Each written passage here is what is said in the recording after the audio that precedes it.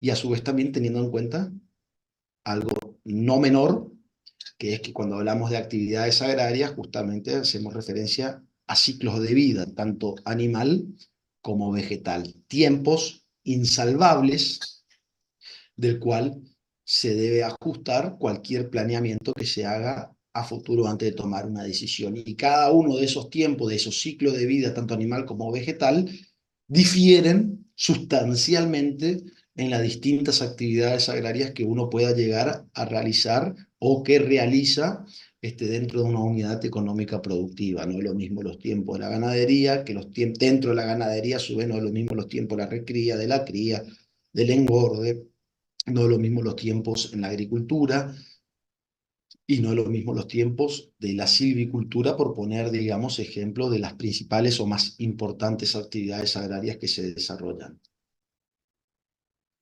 Es una característica que acompaña también, digamos, a los contratos agrarios, que hacen también una especie, entre comillas, de diferenciación, porque es más pronunciada. Esto no quiere decir que tanto en los civiles como en los comerciales no existan normas que contengan esta característica, a la cual voy a hacer mención. Dentro de los contratos agrarios, digamos, más normal o más común que se encuentren dentro de ellos, ¿sí? En su contexto, en su estructura normativa, una restricción al principio de la autonomía de la voluntad, en la cual necesariamente se encuentra limitado en algunos aspectos y que las partes, en virtud, digamos, de encontrarse interesadas justamente en la producción y en la estabilidad de la empresa, deben atenerse a reglas imperativas, que son justamente las que manifiesta la norma, cuya inobservancia provoca o provocaría la nulidad de la cláusula en caso de que haya un acuerdo que contraríe algo estipulado en la norma, del cual, lógicamente, en principio, ¿sí? Como siempre sabemos, bueno, cuando hablamos de principios, atenderse a que pueden existir, lógicamente, excepciones al mismo, pero en principio buscan un fin loable superador, ¿sí? En cambio, cuando el contrato, ¿sí? No comprende ninguno de estos valores, del cual la ley agraria obviamente debe preservar, como ocurre, por ejemplo, dentro de los contratos agrarios usuales con el mismo contrato de pastaje o el de aparcería pecuaria, las partes pueden arreglar sus derechos en la forma que estimen más conveniente, es decir, recuperan en la figura tanto del pastaje como de la parcería pecuaria un poco más, digamos, de ese principio, o recuperan la plena autonomía de la voluntad de las partes al momento de ponerse de acuerdo en las cláusulas que lo van a arreglar en esa vida contractual en la cual van a pactar al momento de llevar adelante la contratación. Justamente a la limitación del principio de la autonomía de la voluntad, tienen como objetivo asegurar, por un lado, la producción. Si hablamos de producción, lograr, digamos, de que básicamente exista una distribución de la riqueza, es decir, entre el que lleva adelante el ejercicio, la tarea, ¿sí? Rural, la empresa agraria propiamente dicha, y el propietario de la tierra, como la estabilidad de la familia, ¿sí? De la familia y que depende de las actividades agrarias en constante dinámica y funcionamiento. Tratar de encontrar también la nivelación de esas desigualdades, donde a su vez también, y esto es algo que hay que decirlo, hablar de la norma, que fíjense que la última modificación que tuvo la ley de arrendamiento, y hablo de la ley de arrendamiento porque en definitiva la ley de arrendamiento, el arrendamiento rural es, si el contrato, llamémoslo así, por excelencia dentro de los contratos agrarios, de él, digamos, salen o surgen las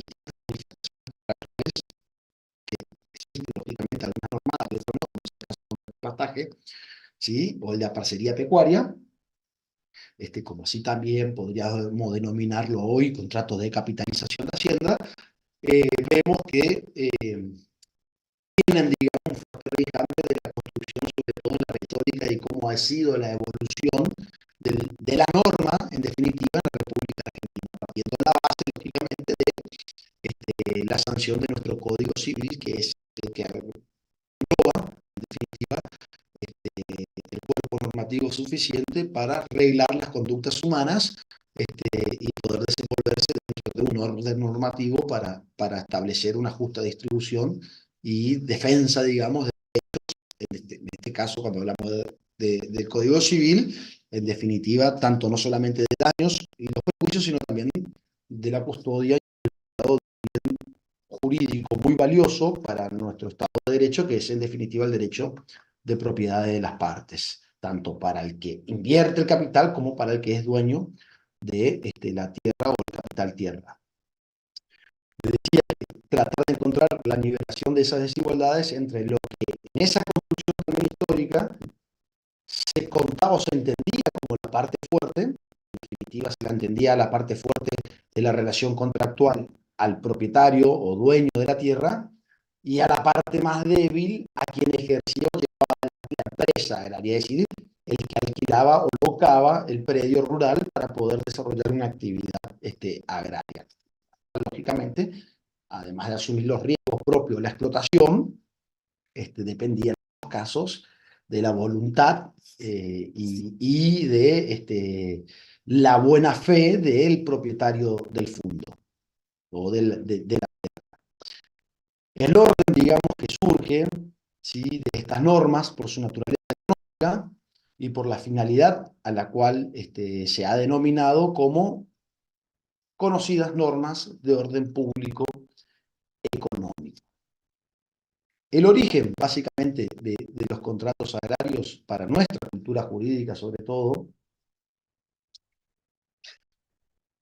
lo vemos ubicado ya en el derecho romano, ¿sí?, con la vieja figura del locatario conductio rei, que básicamente abarcaba, ¿sí?, el arrendamiento de los animales, que principalmente se le daba un destino o de carga, ¿sí?, de transporte, como así también para realizar las tareas rurales. Ese fue, llamémoslo así, la piedra fundacional de la conducta humana, de dar un bien propio a un tercero para que ese tercero haga un uso y goce de ello y darme a cambio algo por usar, digamos, lo que a ese tercero le interesa o necesita para realizar alguna u otra acción o tarea.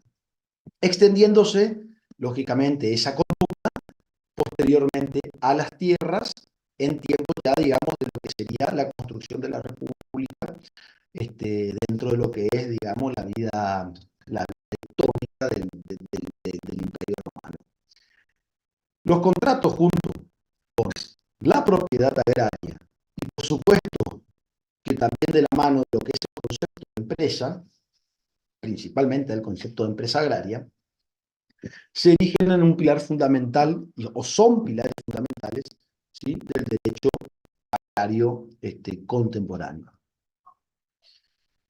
La clasificación o la primera clasificación que debemos tener en cuenta al momento de encontrarnos, ¿sí?, en el análisis o en el estudio, lógicamente, de una de estas figuras contractuales, es básicamente entender de que siempre los contratos son consensuales y son bilaterales. Consensuales, ¿por qué? Porque queda concluida, ¿sí?, con el simple consentimiento de las partes. Aquí abrimos un paréntesis y establecemos cómo las partes pueden prestar ese consentimiento. Bueno, lógicamente allí sí ya entran normas del derecho civil en la cual establece, digamos, determinada capacidad para poder contratar. Esa capacidad, lógicamente, no puede ser vulnerada ni puede haber un abuso por parte de la contraparte a sabienda de la capacidad o que posea la contraparte. En definitiva, entre personas capaces, ¿sí?, queda concluido con el simple consentimiento. De allí es que en los contratos es que son consensuales y son bilaterales porque ese consentimiento en la cual queda concluido con esa simple manifestación engendra obligaciones recíprocas, ¿sí?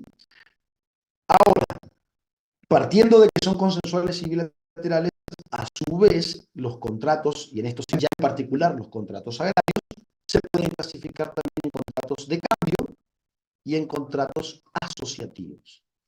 Aquí, por supuesto, que lo que hace a esta clasificación es que hay que tener en cuenta la naturaleza del vínculo y, por supuesto, la extensión del riesgo que se asume. Un rasgo común a ambos es su idéntica finalidad productiva, económica y social.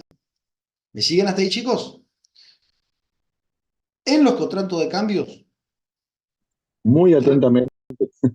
en los contratos de cambios, chicos, recae en el concesionario, ¿sí?, la totalidad del riesgo. ¿Quién es el concesionario? El concesionario es quien asume, ¿sí?, la tarea de ejecutar.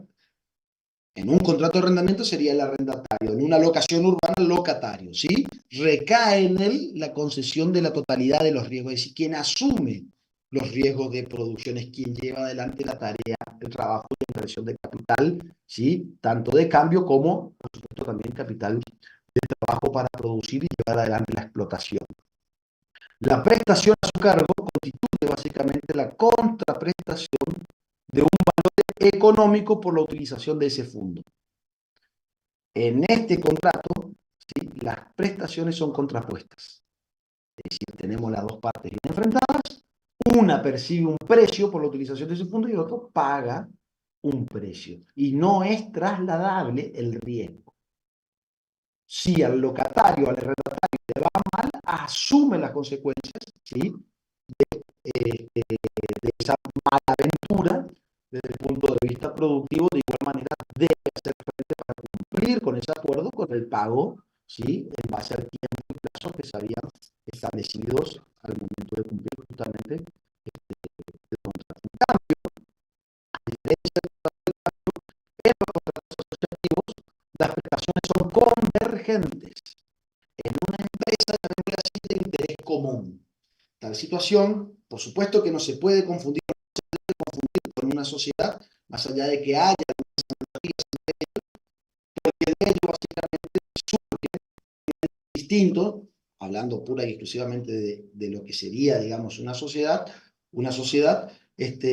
a las personas que la forman. En cambio, aquí no existe un patrimonio común y por supuesto que lo único que los une en esa convergencia es el éxito, ¿sí?, de la explotación, ya que en los contratos asociativos, lógicamente, que el cumplimiento, digamos, de lo pactado o lo arreglado muchas veces va en consonancia con la renta que se obtenga de esa producción o porcentaje de producción que se obtengan en ese objetivo o naturaleza del vínculo por la cual se llevó adelante la contratación. Dicho esto y teniendo en claro, digamos, la diferencia que hay entre un contrato de cambio y un contrato asociativo, el contrato de arrendamiento en sí, como le decía anteriormente, es la bestseller, ¿sí?, de los distintos contratos agrarios. El viejo Código Civil, ante la unificación entre el Código Civil y el Código Comercial, lo regulaba así dentro del universo de las locaciones en general. Esto es una crítica que constantemente y durante la historia, digamos, de la evolución de nuestro derecho de la sanción al Código Civil argentino, siempre se ha hecho desde el punto de vista agrarista por el hecho del, llamémosle así, bajo interés o poco interés que tuvo, o poco, más que interés podría ser, digamos, sí, porque en definitiva no se le dio el interés necesario a un problema que estaba expuesto en la dinámica del funcionamiento normal y cotidiano, sobre todo en el ámbito rural. Y se creía, digamos, que bajo las reglas de la locación en general se podían subsanar todos los conflictos. El Código Civil argentino se sancionó, digamos, a mediados de 1885, 1886, y recién para 1920, es decir, con unos 35 años más o menos de vigencia del Código Civil, explotaron determinadas cuestiones que llevaron a lo que en la historia del derecho agrario y por supuesto de la ruralidad argentina se conoce como el famoso delito de Alcorta, en un pueblo de la provincia de Santa Fe, y que dio justamente nacimiento las entidades que hoy en día aglutinan y representan a distintos productores, que es nada más ni nada menos que la Federación Agraria Argentina,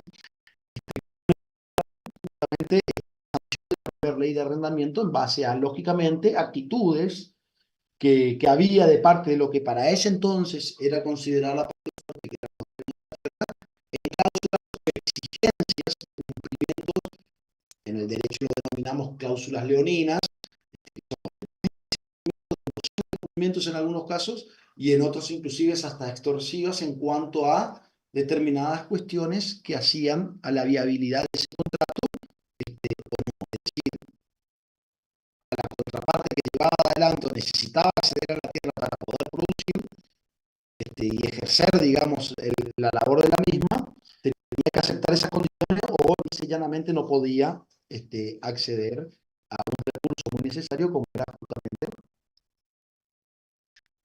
la tierra.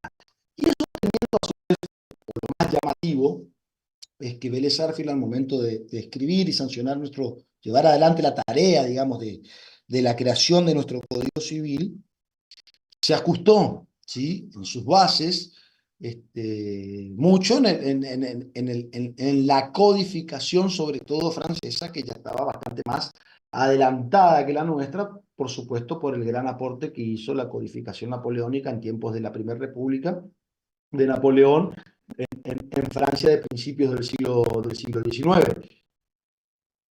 Sin embargo, llama la atención que el propio código francés contenía normas específicas a la locación rústica, cosa que Vélez Sarsfield evidentemente no lo tomó como algo necesario en la Argentina, donde justamente, atendiendo a esas diferencias topográficas, de tamaño, ¿sí?, de atomización, y de lógicamente un país que todavía para ese entonces, la República Argentina, era muy nuevo, muy reciente, digamos, la construcción de nuestro Estado de Derecho. Piensen que la Constitución Nacional recién se sanciona en 1853, sin estar dentro de la República Argentina, la provincia de Buenos Aires.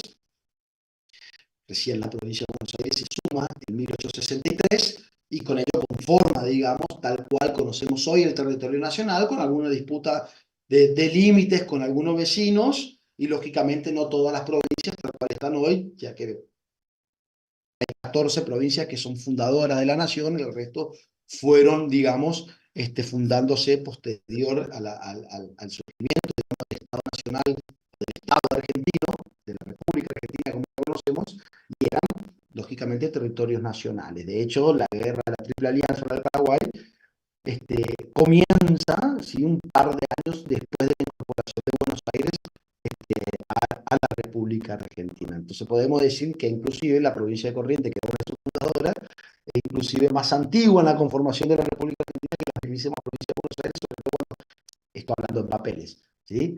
No quitar, digamos, lógicamente que dentro, digamos, lo que era la poderosa provincia de Buenos Aires fue la base de la construcción, digamos, previamente a la República, la Confederación y posteriormente la República Argentina. Dicho esto, el Código francés establecía, como le decía, o lo trataba de manera separada a la locación rústica.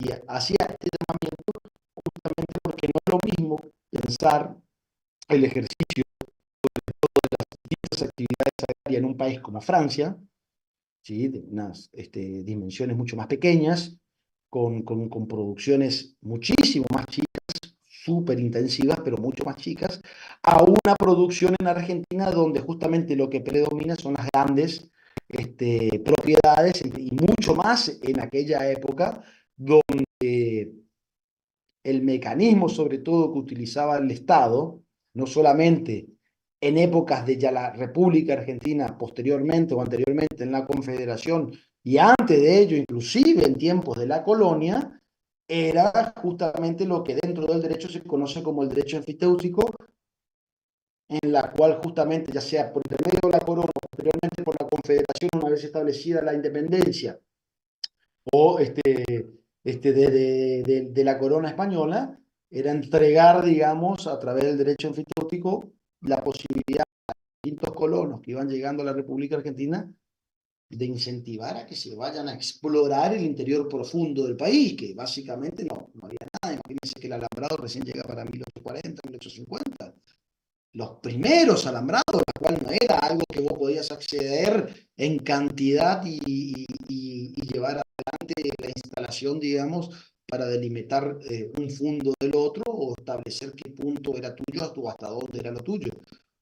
Y ni hablar de que, lógicamente, la estructura del cuidado, ¿sí? O de protección, de seguridad jurídica, no solamente desde el punto de vista económico, sino mucho más grave aún, de seguridad jurídica desde el punto de vista de la vida, de la salud y demás cuestiones, el Estado prácticamente era inexistente, ¿sí? No había caminos, no había comunicaciones, era lisa y llanamente un territorio despoblado, cuasi o salvaje en muchos casos, y era toda una aventura venir a instalarse, principalmente los colonos con su familia o determinada estructura de personas que acompañaban, digamos, por trabajo o necesidad, esas cuestiones. Con el derecho enfiteutíco se logró justamente eso, que en definitiva era un buen incentivo con determinadas cláusulas o condiciones que había que cumplir para a futuro, ¿sí? En un tiempo determinado por la propia norma, esas tierras pasaban a propiedad de esos sujetos que llevaban esa aventura e inversiones de progreso justamente en el interior profundo de un país en formación y en construcción. Eso dio lugar a justamente el asentamiento y la construcción de, pues, de ciudades, de pueblos, de colonias, en fin. Si no, no había forma de sacarlos, digamos, de la comodidad del puerto, como se suele decir en la jerga. Dicho esto, ¿sí? Vélez Sarsfield, digamos que se apartó un poco del aspecto del modelo francés y no consagró un régimen especial para legislar justamente los arrendamientos en los predios rústicos.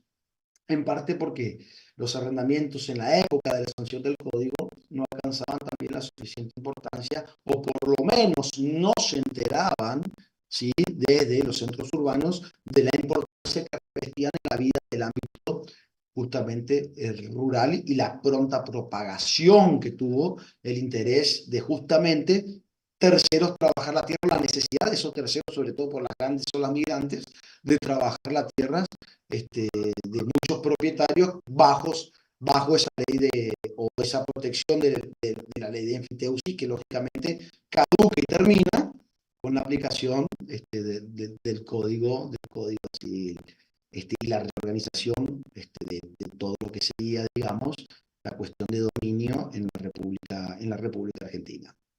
Entre otros motivos, también porque el sector, digamos, agropecuario regía su relación por los usos y costumbres, ¿sí? Propios también de las zonas rurales, que no son también iguales en todo el territorio. Repito, característica propia de un país como la República Argentina, su amplitud, su tamaño y justamente la, la, la, la cantidad, digamos, de actividades que desde el punto de vista del suelo y del clima te permite poder, digamos, realizar. La importancia justamente del arrendamiento va de la mano en que es el más importante y significativo, destinado, digamos, a reemplazar en la economía moderna el complejo cuadro, porque de hecho no es fácil, repito, acceder a la tierra, y el arrendamiento permite, ¿sí? Bajo las condiciones que regulan en esa limitación, entre comillas, de la autonomía de la voluntad en algunos aspectos,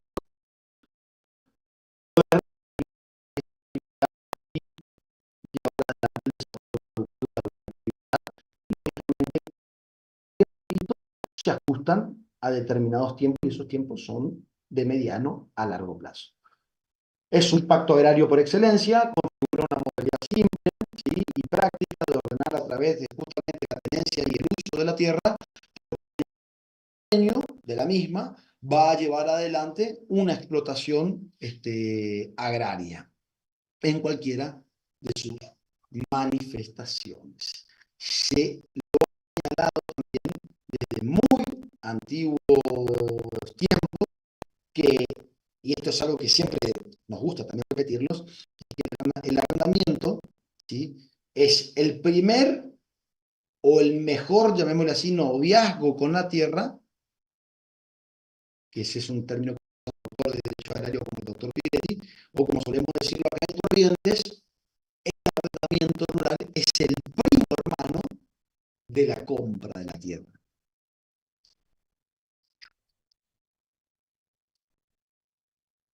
El arrendamiento tuvo también esa evolución. Como le decía anteriormente, a partir, digamos, del famoso grito de Alcorta como hecho histórico, ocurre, ¿sí? La primera sanción o motiva, en definitiva, a los parlamentarios a llevar adelante la primera sanción y en rigor la construcción de la primer norma que desarrolle la estructura contractual del arrendamiento en la República Argentina, diferenciándose con su característica propia de la locación en general. ¿Sí?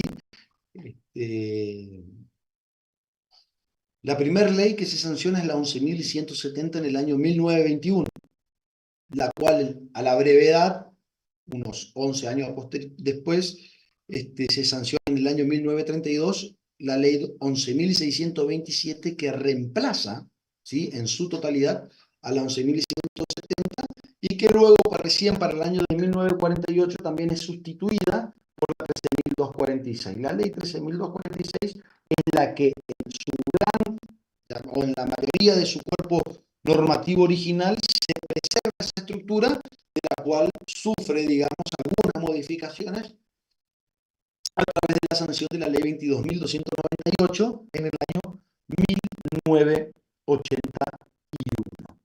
Los principios, digamos, generales que inspiraron, ¿sí?, a las modificaciones de la 13.246 y la sanción, lógicamente, de la 22.298, era convertir, digamos, al contrato de arrendamiento, no solamente porque era necesariamente adecuaciones a determinadas exigencias que lógicamente los distintos actores agrarios pedían, ¿sí?, para que no, en definitiva, no termine quedando también como un desestrudo legal, es decir, una herramienta poco utilizada, ya que es importante que se formalice las relaciones contractuales, existiendo, repito, herramientas adecuadas para que las partes puedan llevar adelante de manera prolija y segura un acuerdo de voluntades para evitar inconvenientes a futuro, de los cuales uno nunca puede comprar, porque aseguro lo llevaron preso, la estabilidad o el comportamiento y conductas de buena fe entre ambas partes. Además, como la mayoría de los contratos son intuitos personales, es decir, se valora mucho no solamente la calidad de la persona con la cual se contrata, sino también los conocimientos y, lógicamente, el interés mutuo en la producción. Esas personas pueden fallecer, enfermar, cambiar de sujetos, en fin, que hace a que empiecen a surgir distintos problemas en la convivencia entre las distintas partes. Entonces, convertir, ¿sí?, al contrato de arrendamiento en una herramienta idónea para expandir la frontera agraria y acrecentar básicamente la producción. Segundo, digamos, principio general, sin dejar de reconocer que el mejor sistema para poder esposar o llevar adelante una producción, en principio, es ser propietario, ¿sí?, del cual aquí podemos también debatir si hoy, en la actualidad, ¿sí?, pasado prácticamente 44 años de la modificación, 43 años de la modificación de esta norma, tal cual eran imperativos en ese entonces, ¿sí? Del cual digo que no puede negarse que los contratos de arrendamiento son o es un muy valioso instrumento de política agraria. ¿Por qué hago esta salvedad? Porque en los últimos 30 años el cambio, ¿sí?, y el aporte principalmente que hizo la tecnología, ¿sí?, modificó muchos paradigmas en cuanto a tiempos, en cuanto a eficiencia productiva y, por supuesto, a desarrollo. ¿Qué quiero decir con esto? Esa mejora en la eficiencia de la producción para cualquier tipo de actividad agraria conlleva lógicamente a mejorar los márgenes de producción siempre y cuando estamos hablando de que todo salga medianamente tal cual se planificó. Es decir, que ese retorno planificado se transforme en realidad.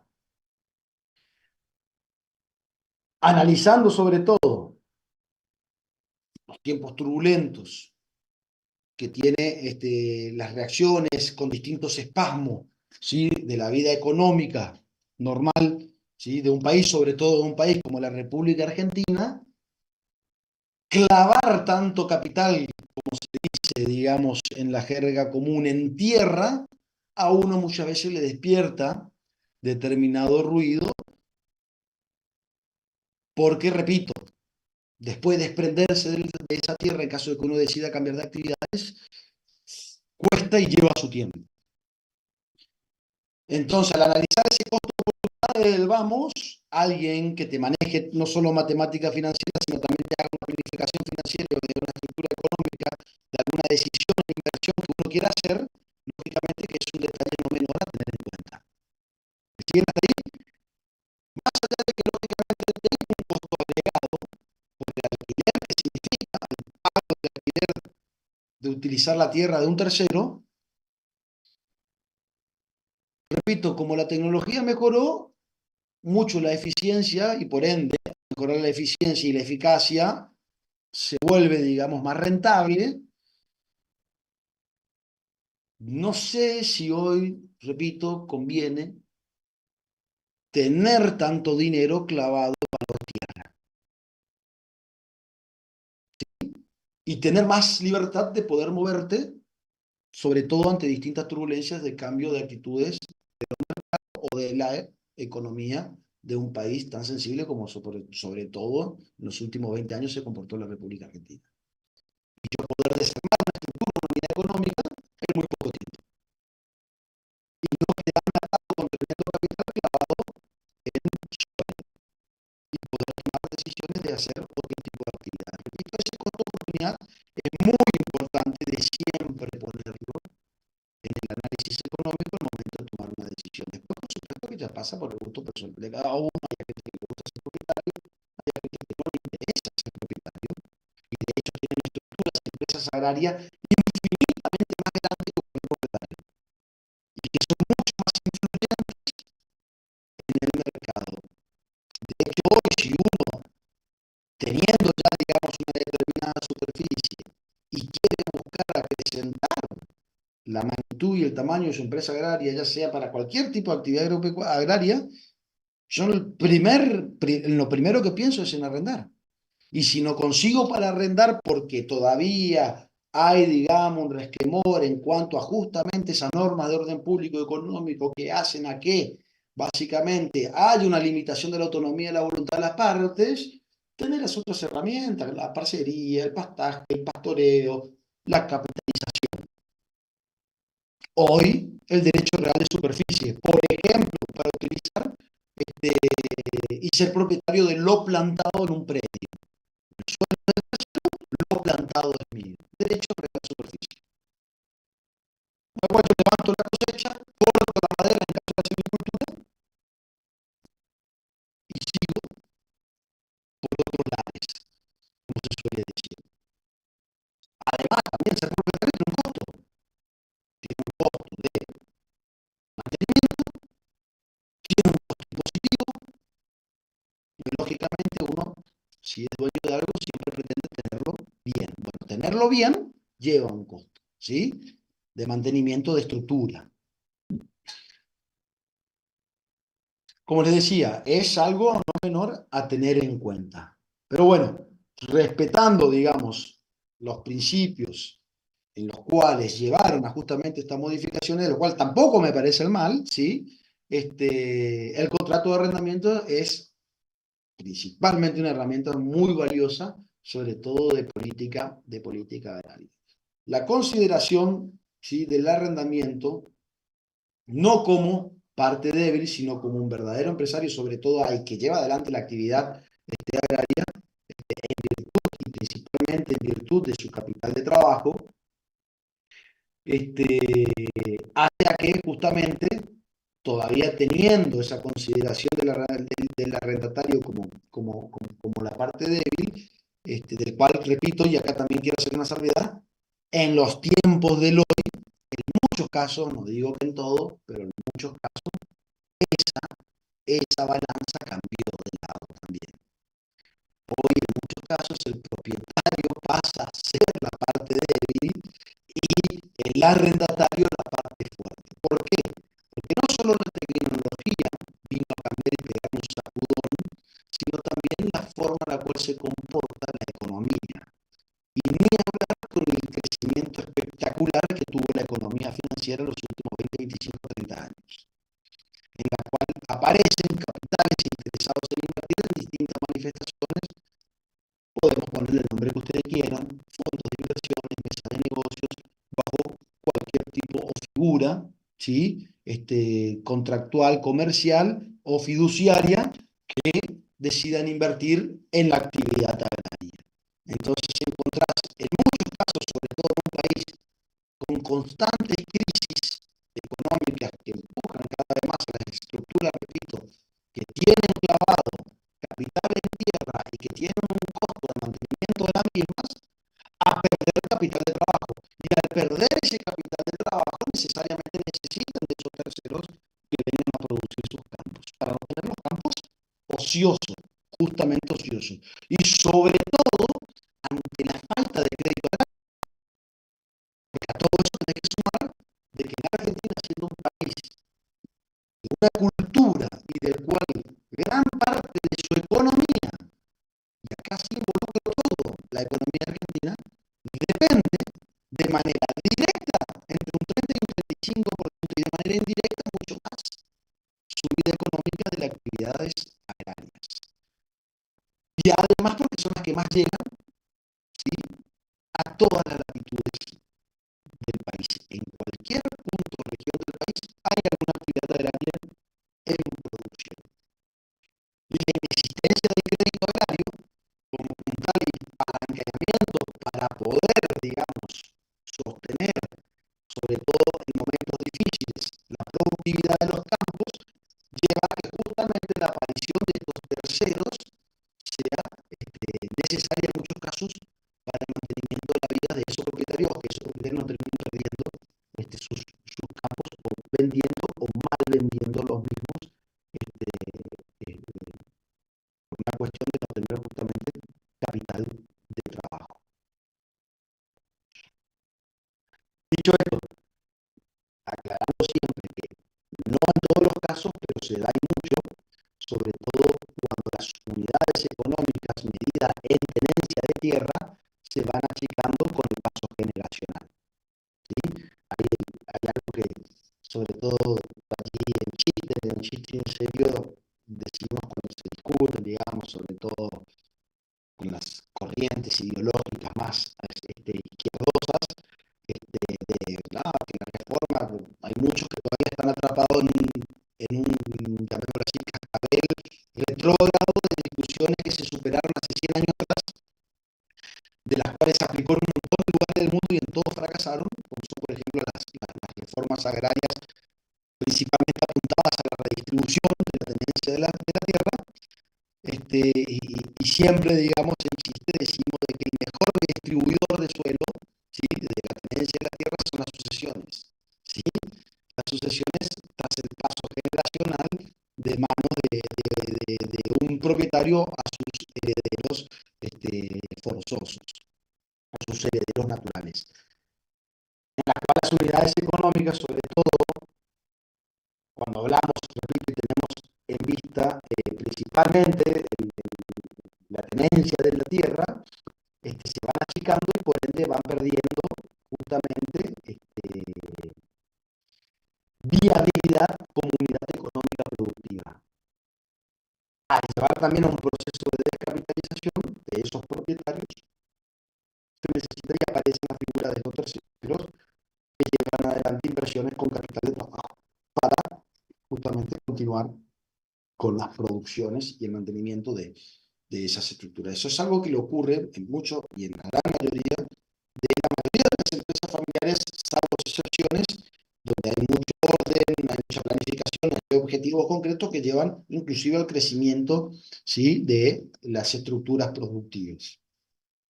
Como le decía, las modificaciones de la 22.298 sobre la 13.246 da un poco, ¿sí?, de mayor autonomía de voluntad a las partes, pero siempre manteniendo determinados límites a la misma.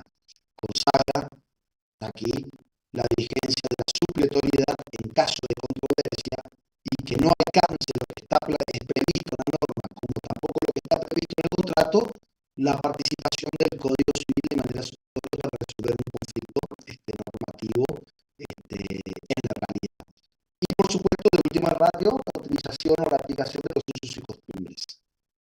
Y de que, lógicamente, subsistente el carácter del orden público de las normas que hacen a la limitación, repito, de la autonomía de la voluntad. La ley la 11.170, fíjense, del año 1921, ¿sí?, se sanciona básicamente a través de esa revuelta, que esa revuelta lógicamente denominado, ¿sí?, grito de Alcorta, proviene básicamente de obligaciones del arrendatario de adquirir los elementos necesarios para llevar adelante la producción a un vendedor determinado.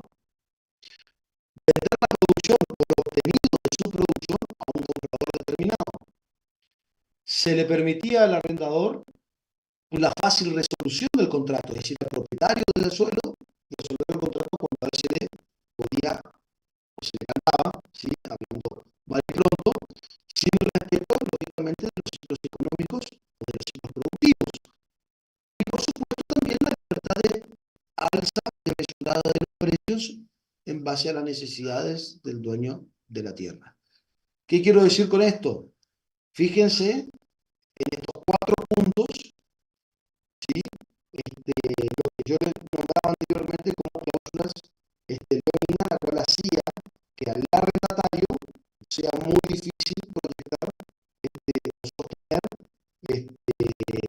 la viabilidad o someterse al cumplimiento de estas obligaciones exigidas por el propietario de la tierra para llevar adelante el desarrollo y la próspera, digamos, producción de su actividad con todo el riesgo, la inversión y sobre todo la movilidad.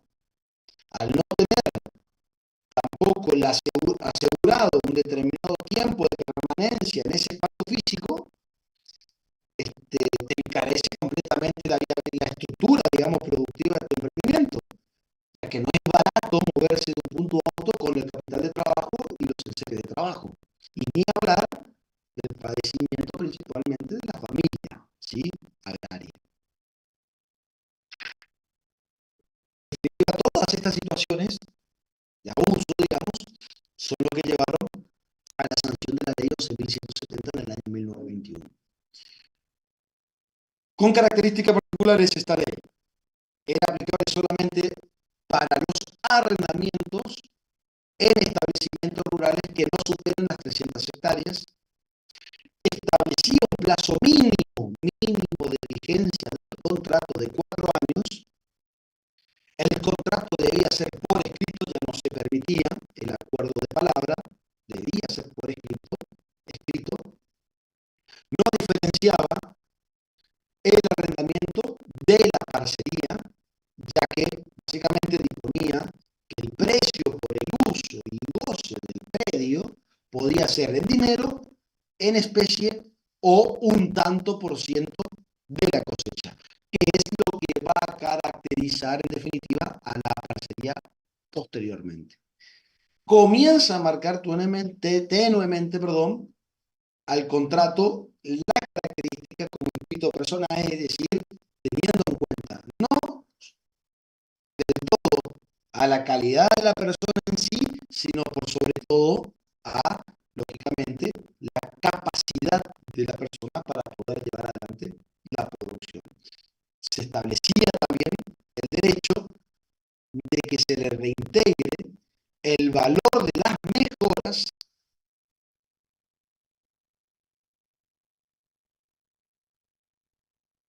¿Ustedes me escuchan, chicos? Sí, profe. ¿A usted no le Sí. apareció Sí, perfecto. a usted no le apareció un cartelito diciendo de que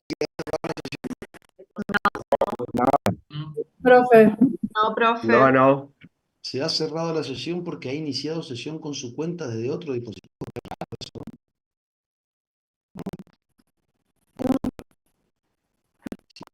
No apareció nada. Bueno, no le demos mucha importancia. Este, comienza a marcar, repito, la característica o la particularidad de ser intuito persona es, repito, no solamente por la condición, perdón, por la persona en sí, sino más bien por la capacidad de la persona, ¿sí? Para el momento de llevar adelante la producción y el conocimiento, lógicamente necesario para poder prosperar en ella, ya que, repito, hay un interés mutuo, ¿sí? Tanto del dueño, o principalmente del dueño, para que también asegurar el pago del mismo, sobre todo cuando estamos frente, digamos, a un contrato por escrito, y se establecía también, repito, el derecho de que se le reintegre el valor de las mejoras que fueran por el arrendatario construidas, plantadas, ¿sí? O fijadas en el predio, ¿sí?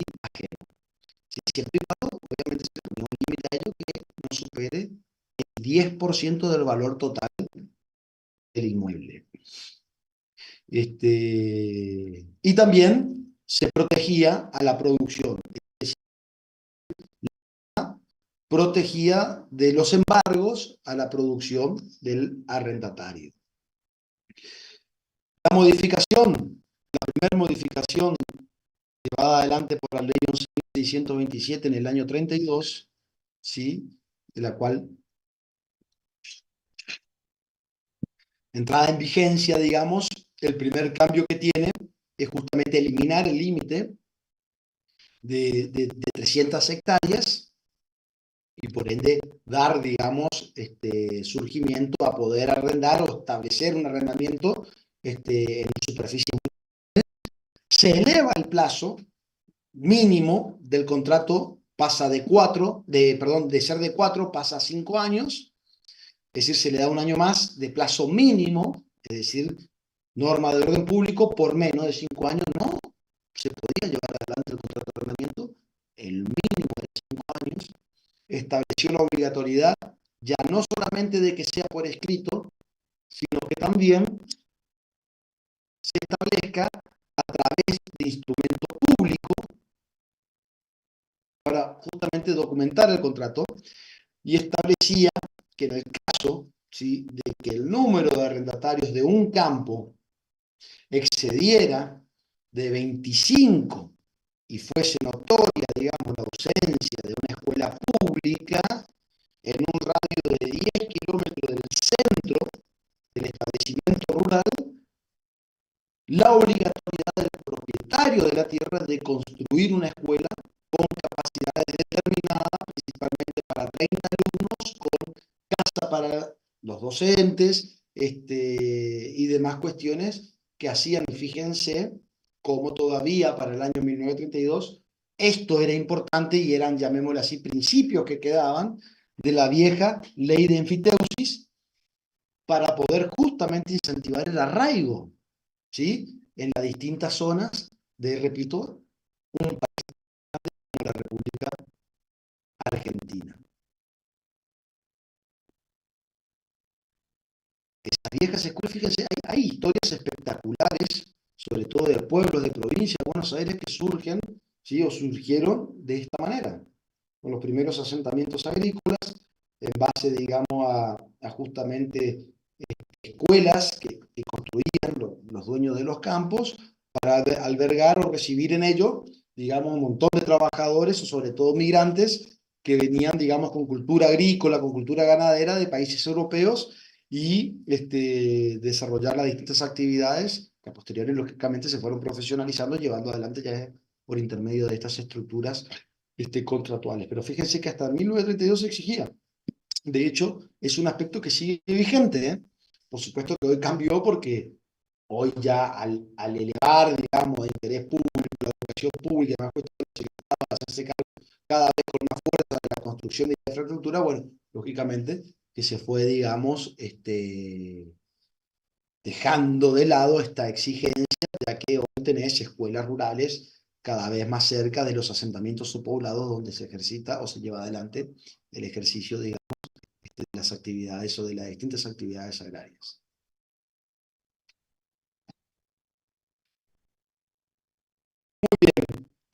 Ya de ahí saltar del año 32 al 48 con la sanción de la 13.246, que digamos es una ley que deja de lado la ley anterior, manteniendo, ¿sí?, el orden público en sus normas, lógicamente también el alcance de lo que significa el orden público y las consecuencias generales. La norma, digamos, de la ley 13.246 establece ya en su artículo primero que los preceptos, ¿sí?, de esta ley son de orden público, que son irrenunciables sus beneficios e insalvablemente nulos y carente de todo valor cualquier cláusula o pacto en contrario o actos realizados en fraude de la ley.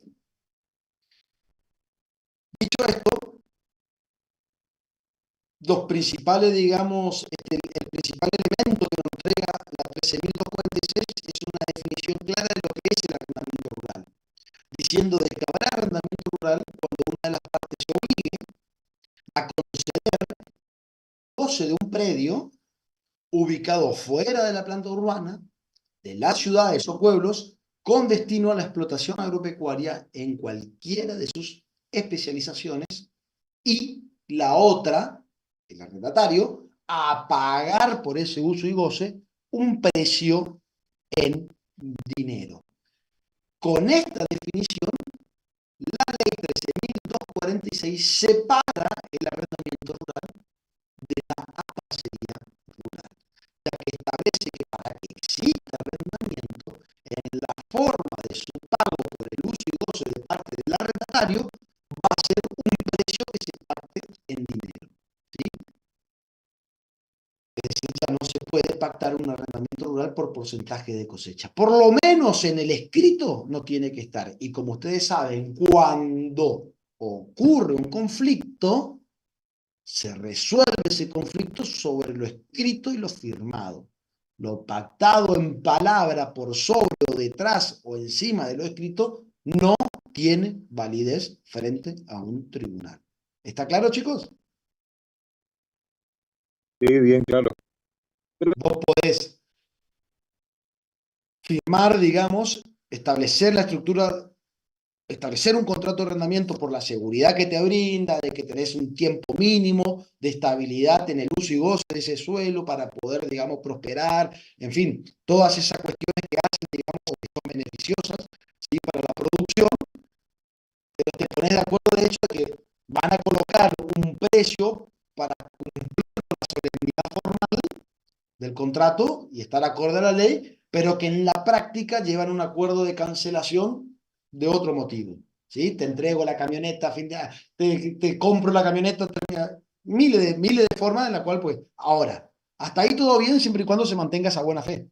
Ahora, cuando ocurre un conflicto, ¿sí?, o muere la contraparte, por ejemplo, muere el dueño del campo por el cual vos llegaste a ese acuerdo, a sus herederos no le interesa eso, quieren el pago del precio, ¿sí?, se eleva o se llega a un juicio en caso de que no haya un pacto, un acuerdo nuevo, de hecho, no de derecho, sino de hecho, el juez va a resolver sobre lo establecido en el escrito, no sobre lo que yo llegué, hablé con él, no, mira, acá tengo un contrato paralelo, sí, que firmamos, pero que no estaba bajo instrumento, y bueno, perdió la validez, lo que vale es el contrato firmado, sellado, instrumento público, en fin, con todas las solemnidades que exige la norma, justamente por ser una norma de orden público y en este caso económico.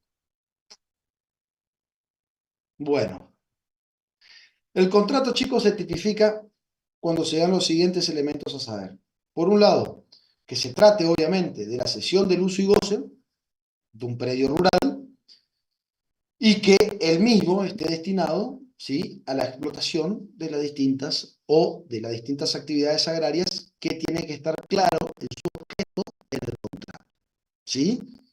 Es decir, en el contrato se debe especificar ¿Qué es lo que se va a desarrollar? No puede quedar en el aire. Si, che, voy a desarrollar actividades agropecuarias. Se debe especificar cuál va a ser ganadería, si va a ser ganadería de cría, de recría, o todas las que te permite la ganadería, agricultura, todas las que te permite la agricultura, en fin.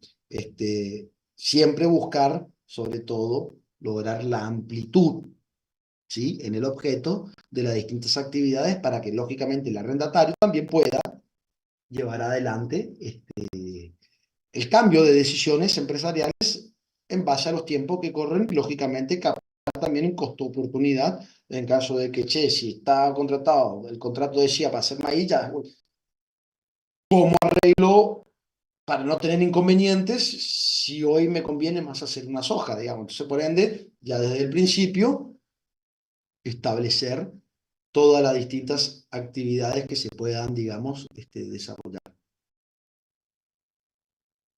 Muy bien. Por predio rústico, ¿qué se entiende, digamos, por predio rural?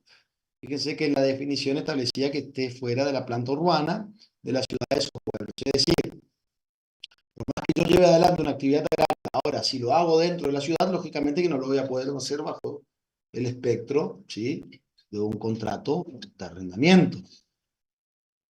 Un ejemplo claro puede ser, por ejemplo, lo que ocurre con los famosos cordones verdes, ¿sí?, que se llevan adelante producciones de hortalizas y distintas cuestiones que son, en definitiva, actividades agrarias, pero que se hace dentro del ejido urbano de las distintas ciudades. Bueno, allí, por supuesto, que el dueño de esa tierra, en caso de entregarlas en alquiler, no va a poder, digamos, utilizar las figuras del contrato agrario por estar dentro de la planta urbana, ¿sí?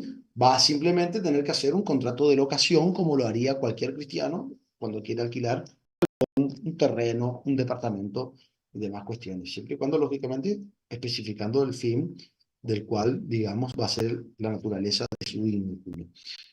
Por ende, como requisito que te pide la ley es que sea, digamos, para poder configurar dentro de la figura del contrato de arrendamiento, que se encuentre fuera de la planta urbana de las ciudades o pueblos. Puede ocurrir aquí, ¿sí?, pequeña confusión con respecto a qué ocurre, ¿sí?, en parajes, colonias y demás cuestiones que no conforman, ¿sí?, una estructura urbana consolidada. ¿Me siguen hasta ahí, chicos?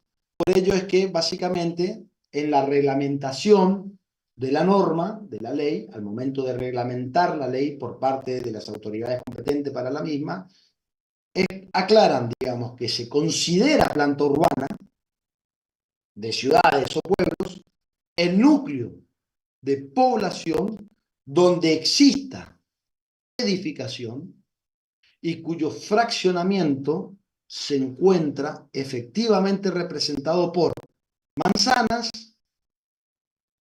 lotes, solares, como ser, por ejemplo, plazas, cuente o no con servicios municipales o servicios públicos, y esté o no comprendida dentro de lo que la municipalidad respectiva considere como ejido del pueblo. Bueno, esta reglamentación echa bastante claro, ¿sí?, a la interpretación, ¿sí?, de lo que sería una planta urbana para evitar confusión. Los caracteres que tiene la ley de arrendamiento en cuanto a cuestiones pura y exclusivamente jurídicas son: uno, como habíamos dicho al principio, que siempre van a ser consensual y bilateral. Por otro lado, los contratos de arrendamiento siempre son onerosos, es decir, que existe una equivalencia entre las prestaciones, ¿sí?, propia, lógicamente, de la naturaleza económica de ese vínculo. Es de tracto sucesivo. ¿Qué significa que un contrato sea de tracto sucesivo? Que su ejecución, la ejecución contractual, se prolonga en el tiempo. Característica propia que tiene justamente el contrato agrario por inclusive establecer un mínimo de tiempo para poder llevarlo adelante. A su vez también es conmutativo. ¿Qué significa que el contrato agrario sea conmutativo? Que las prestaciones que se hayan determinadas por las partes al momento, o sea, queden determinadas para las partes al momento de la celebración del contrato. Formal, justamente, porque se exige que sea por escrito y instrumento público como prueba y no simplemente como una solemnidad de cumplimiento formal.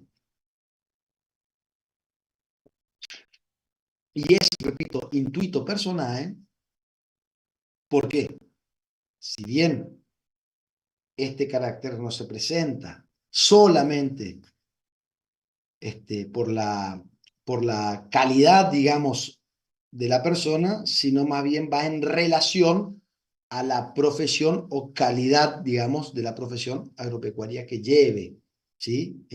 La persona que va a ser, digamos, potencialmente el arrendatario. Plazos mínimos y plazos máximos de la ley de contrato de arrendamiento. Como veíamos, la 13.246 elevaba de 4 a 5 años. La modificación por parte de la 22.298 en el año 88, en el año 81, perdón, reduce ese plazo mínimo de 5 años a 3 años. La ley establece a su vez, en su artículo 4 y en el artículo 22, un plazo mínimo legal idéntico para los arrendamientos, como así también para las aparcerías. En cuanto a los plazos máximos, al no establecer la ley un número claro, se rige en principio por lo que establecen otros códigos civil para la locación en general. En principio, el plazo máximo es de 10 años, ¿sí? Después tenemos los denominados plazos extraordinarios, que ya provienen por hipótesis especiales o denominadas como ad meliorandum en, digamos, vocabulario jurídico. Los contratos en los cuales el arrendatario o el aparcero se obligue a realizar obras de mejoramiento en el predio, tales como, por ejemplo, plantaciones, obras de desmonte, inversiones en irrigaciones, modificación hidráulica, desarrollo de estructuras de camino, construcción, ¿sí?, de viviendas, de galpones, de silos, etcétera, que lógicamente retarden la productividad de la explotación por el tiempo que conllevan realizar esas mejoras, como así también por el valor de las mismas, se podrá dar un plazo superior a los 10 que establece el Código Civil, de 2 años más, que inclusive se podrán celebrarse como máximo plazo de 20 años, obviamente, habiendo, lógicamente, una aceptación por parte del arrendador, es decir, del dueño del fondo. ¿Se entendió, chicos, hasta acá? Sí, profe. Sí, profe, bastante. ¿Alguna preguntita que quieran hacer? Profe, lo que más lo que tendríamos que nosotros tener en cuenta es en sí la ley del arrendamiento agrario, ¿no? Es Del en arrendamiento rural. rural, Ujú. su antecedente, como está contando, o todo más o menos el panorama general que nos dio usted. En este caso, ¿usted tiene alguna una base, algo por donde nosotros podamos repasar esto, estudiar? Yo te puedo dar, digamos, en caso de que ustedes quieran reforzar conocimiento con respecto a esto, y que lógicamente les va a servir no solamente para el ejercicio de su profesión, sino también para poder asesorar bien, que es principalmente este, algo que a ustedes les va a atraer y hacer conservar clientes, son básicamente 3 libritos que son pequeños, muy completos, de distintos autores. Tenés un librito, digamos, de Carranza Torres, de Editorial Alberoni, ¿sí? Que se llama Contratos Agrarios Usuales.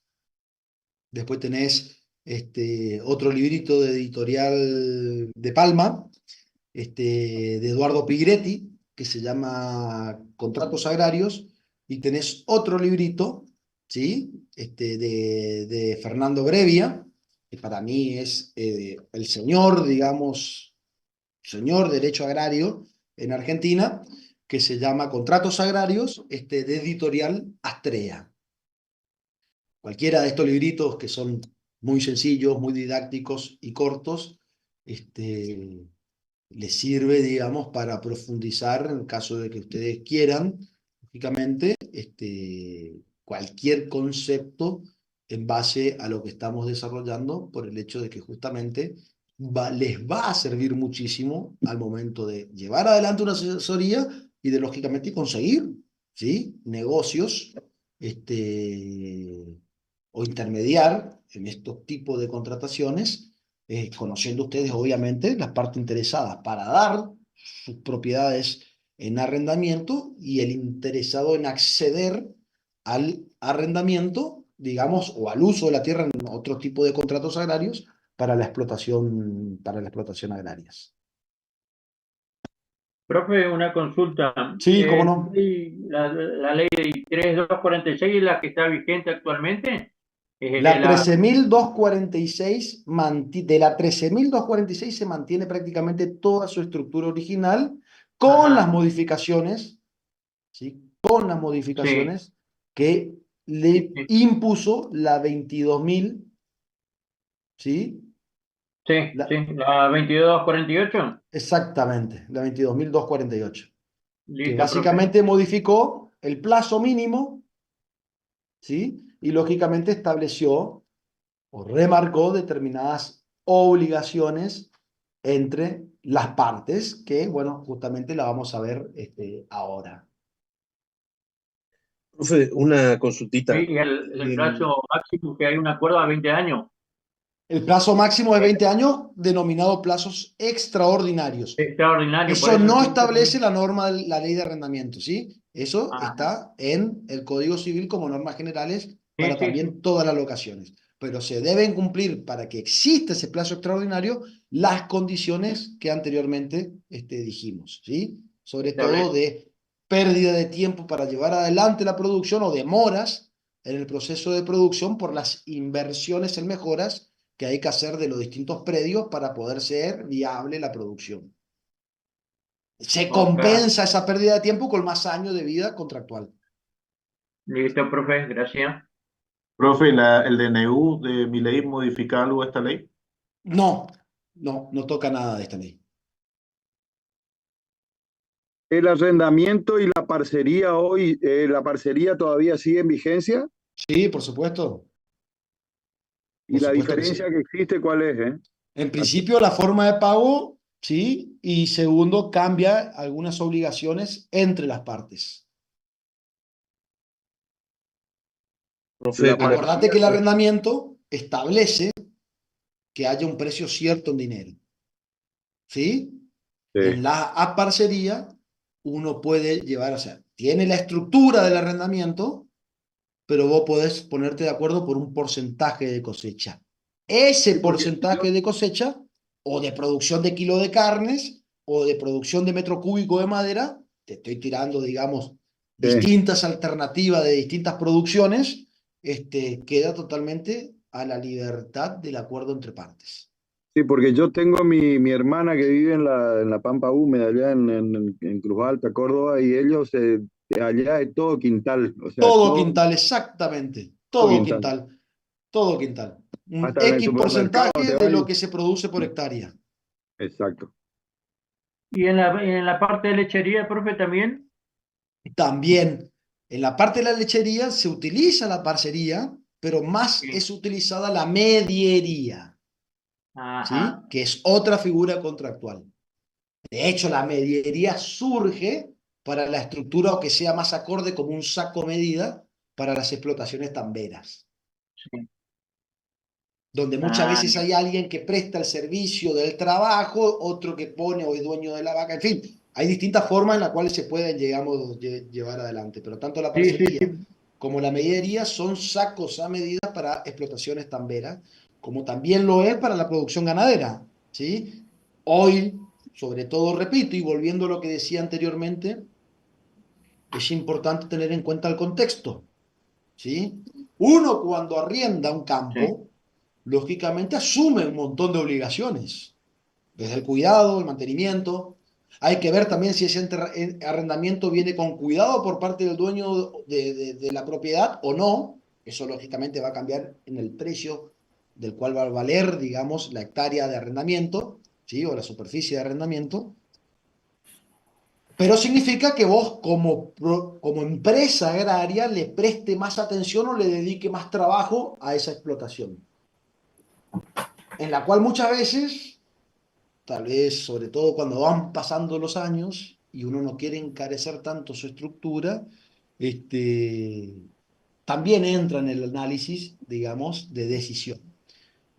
Hoy la mediería, digamos que sería prácticamente lo que podríamos denominarlo como la capitalización de Hacienda, en la cual yo coloco el animal, digamos, en la ganadería, ¿sí? Soy dueño del animal, entrego mis animales al propietario de un campo y el propietario de ese campo se encarga de cuidar mis animales, ya sea para la cría, para la recría o el engorde. Y yo le entrego la mitad de lo que se produce, pero yo no trabajo. El que trabaja es él. Él pone la tierra y pone el trabajo. Yo simplemente pongo el capital productivo, que es la vaca. Y Profe, ¿y simplemente me voy de paseo a tomar unos estructura mates al campo entraría? y veo si los animales están bien. Sí, perdón. Sí, le quería consultar entonces, ¿en qué estructura entraría o en qué contrato entraría el trabajo de la esquila ovina? Porque veo que el dueño de campo pone la oveja y hay una cuadrilla o Bueno, un eso intermediario que realiza la actividad vos de... mismo lo dijiste. Ahí mismo te respondiste la inquietud. Al ser intermediario, es una empresa de servicio en definitiva. ¿Sí? Para llamarlo Ah, como estructura de empresa. Vos contratás un tercero que viene y te esquila, no tiene nada que ver con los contratos agrarios usuales, digamos. listo, profe, gracias. Es más, estaría más cerca de una relación laboral, llamémosle así, que salvo que sea, lógicamente, alguna estructura empresarial o de personas que brinde ese servicio y venda ese servicio, no exclusivamente a vos, Mario, sino a un montón de productores ovejeros, como ocurre con la cosecha, como ocurre con la siembra en la agricultura. Profe, Claro, le preguntaba eso porque en la zona nuestra, o sea, en la zona de Cruzú, hay dos Sí, o tres personas que se dedican exclusivamente en la época claro, de esquila, y tienen la esquilar ahí en la herramienta, tienen zona todo. y después se trasladan a la zona sur, ¿no? O sea, al Exactamente, sur. son tipos que ya se dedican, personas que se dedican como vendedores de un servicio de esquila, ¿sí? Son empresas, más allá de que estén o no bajo una figura jurídica, actúan y se manejan como empresa. En este caso, una empresa que vende un servicio de qué? De esquila, ¿sí? Tienen los enseres de trabajo, los elementos y el conocimiento. Y te esquilan a vos y mañana le están esquilando al mengano y pasado al sultano y se van moviendo en base a la necesidad o donde, como vulgarmente ellos lo denominan, hay trabajo. Sí, María, si eras María, perdón, creo que sí, era María. sí. Sí, Profe, yo lo que quería consultar es, por ejemplo, si yo quiero arrendar un campo, por ejemplo, sí. ¿cómo le cobro cómo le cobro a la persona? Porque yo tengo entendido que en los alquileres ahora hay libre albedrío, que pueden hacer lo que ellos quieren. Yo pensé que eso dependía de la inflación y los meses, de los porcentajes que iban poniendo mes Para a mes. María, vamos a echar blanco sobre negro, ¿sí? O blanco sobre oscuro. Eh, En los alquileres, hoy, ¿sí? En la locación urbana se recupera, ¿sí? Un poco la autonomía de la voluntad. Ahora, hay parámetros en los cuales todos se ajustan. Hay todavía un índice que se publica todos los meses, ¿sí? Que es un índice de referencia para establecer el valor de un alquiler de un inmueble urbano. ¿Sí? Seguimos hasta ahí. Yo no conozco mucho cómo es el negocio inmobiliario urbano, pero sé de la existencia de un índice que te da el parámetro para vos ajustar los valores de precios mensuales, semestrales o anuales de la contratación. Sí, pero no se En el, respeta, profe. No, está bien, porque hay autonomía de la voluntad de las partes, digamos. O sea, de última, si a vos no te gusta el índice, no alquilás, ¿sí? Claro, Y el propietario no va a poder encontrar un inquilino si está parado en un pedestal o subido a un pony, digamos. O sea, eso es mercado, digamos. Eso es lo que se denomina vulgarmente como mercado. claro.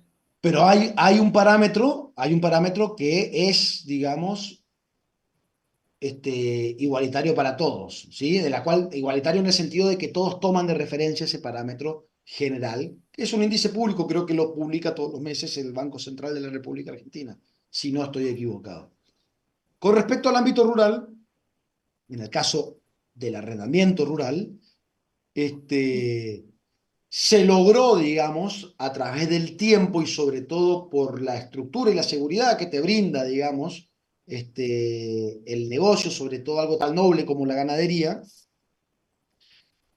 de ajustar para no estar, digamos, en un ida y vuelta y demorar mucho en ponernos de acuerdo en qué precio, en qué precio en dinero te voy a pagar por hectárea, ¿sí? Ajustar el valor de actualización del contrato en base a un índice general que se establece en un promedio, ¿sí? Del valor de kilogramo en pie del animal que va con destino a faena. ¿De dónde sacamos el valor del kilogramo del animal en pie que va con destino a faena? De un mercado que tiene más de 100 años, ¿sí? de vigencia, conocido anteriormente como el mercado, el viejo mercado de Liniers, ¿sí? Que todos los días, de lunes a viernes, se faenan animales para el gran consumo de carne del conurbano y Capital Federal, que concentra un volumen significativo semanal de promedio de entre 40.000 y 50.000 cabezas de ganado, ¿sí? En el mes serán unas 250.000, 220.000 cabezas. En el año, alrededor de 3 millones, 3 millones y medio de cabezas de ganado. Es decir, es un número representativo para establecer un promedio y un índice, ¿sí? Del kilogramo, del cual hoy la mayoría de los contratos de arrendamiento se rigen en base a ese índice. Es decir, hoy ya no se llama más mercado de Linier, se llama mercado agroganadero de Cañuelas y todos los días publica el índice en su página oficial. Publica el índice de promedio de kilogramo para arrendamiento. Entonces, un promedio del valor y fluctuación, ¿sí? Del precio del novillo, principalmente del novillo, de la categoría novillo a faena, que establece un monto nominal en pesos. Y vos en el contrato de arrendamiento arreglás por kilos por hectárea, ¿sí? O kilos por animal. Principalmente por hectárea al hablar, digamos, de un arrendamiento. En un pastaje lo podemos hacer por animal, ¿sí? Pero en un arrendamiento por hectárea. Es decir, yo te pago o te voy a pagar 1 kilo de índice, precio de novillo, mercado agroganadero de Cañela por mes. Bueno, el mes de enero el índice pudo haber marcado 1 peso el valor del kilo. En el mes de febrero pudo haber marcado 1,20 pesos. En el mes de marzo 1,40 pesos. En el mes de abril bajó a 90 centavos y siempre se ajusta por ese valor. De allí, obviamente, vos te puedes poner de acuerdo si eso lo hacemos mensualmente, si lo hacemos trimestralmente, si lo hacemos semestralmente o lo hacemos anualmente, y al momento de llegar al día y fecha de pago, se establece un promedio anual de la fluctuación de ese índice. Y Pero para la agricultura también, profe, para se la calcula así. agricultura se arregla, en la mayoría de los casos, por quintales o porcentajes de cosecha por hectárea, de lo que se produce. Sí. Pero también se puede arreglar tranquilamente por kilos de carne, ¿sí? Y eso ya depende de las partes. Profe, Sí, ahora en la parte de inmobiliaria urbana también se puede arreglar por porcentaje con la derogación de la ley de alquileres que derogó mi ley. También se puede ajustar por índices, o sea, cualquiera que acepte las dos partes, un acuerdo Las de dos partes como partes recuperaron autonomía de la voluntad, digamos, limitada.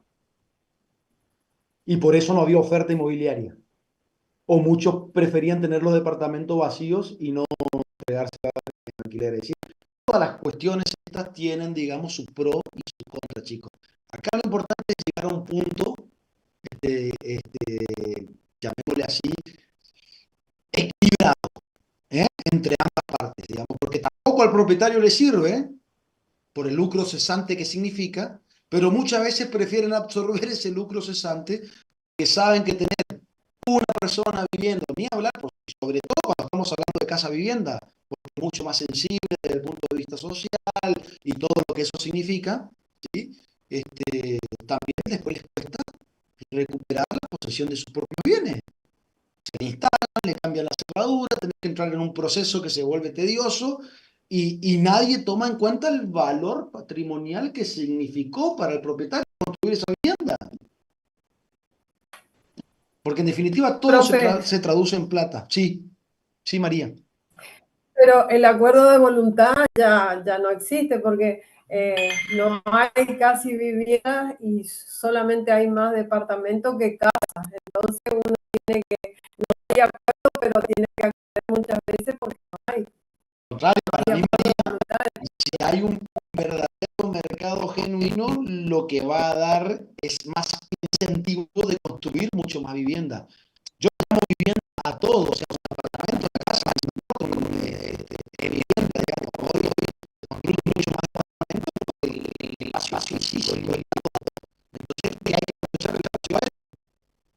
En una misma superficie de 400 metros cuadrados puede construir 40 viviendas y no una casa, digamos.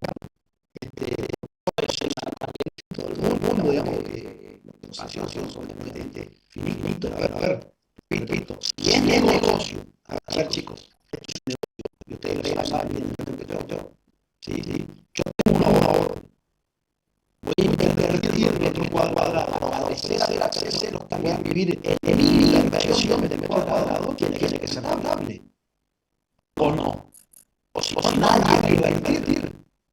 Entonces no va a hablar de departamento y casa alquilar, la construcción se desempeña permanentemente. Ahora, yo invierto, encima construir es caro, resulta que la amortización y la inversión de 10 años, exactamente, ¿quién lo va a hacer, chicos? Porque basarse en valor de los que después podemos dividir si lo que ya ganamos nosotros es poco, es razonable con el chucho. ¿Se entiende? Ya son 18 de esas partes. En fin, por lo menos así lo veo yo. O si no, repito, no va a haber incentivo de construir vivienda que puedan acceder a que queda muy lejos. No le interesa ser propietario. Yo conozco un montón de personas que son propietarios y no les interesa ser propietario. ¿Por qué? Porque analizan el oportunidades y dicen, ya acaba, $100 millones, $250 millones, $750 de departamento. ¿Para qué? Para lo que sigue siendo un panel. Agarro 250 millones de dólares, de hecho mucho más de rendimiento y de todo, y 250 millones, 250 millones. En definitiva son $300. Por mes. O sea, ahora están dando un departamento con un ambiente, una zona de gasto, debe comprar 100, 300 mil pesos, eso no es una capacidad de